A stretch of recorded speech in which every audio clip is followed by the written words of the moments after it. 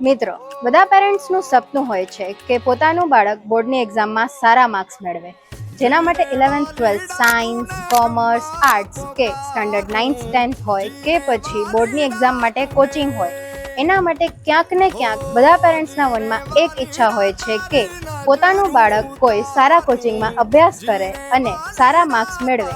તેના માટે આપણે લાવ્યા છીએ યુનિક ટ્યુશન ક્લાસીસ.